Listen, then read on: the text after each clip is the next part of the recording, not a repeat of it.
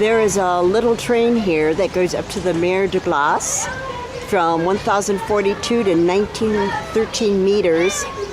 And what we're going to attempt to do is hike up to the Mer de Glace. I think it takes 2 hours. And take the train down, which is my preference, especially if you have bad knees. Ooh, here comes a parapent person coming down. It was raining about 10 minutes ago, but it looks like it's clearing up for now. It is supposed to be unsettled and nasty this afternoon.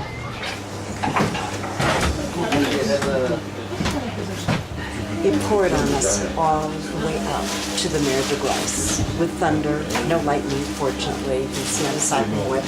Took off the wet clothes, put on some dry clothes, and immediately the train came, so we didn't even look at the Mer de Glace.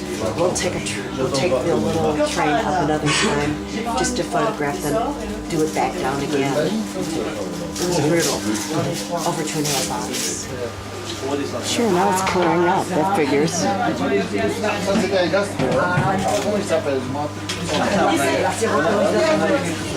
is the Mer de Glace, the sea of ice. Look how it's receded. This was the Sheila Killer. Always the first day out. They go crazy. Almost 3 straight hours straight up. It was in the rain. It was miserable.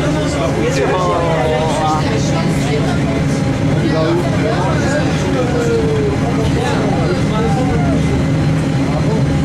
It looked like us yesterday.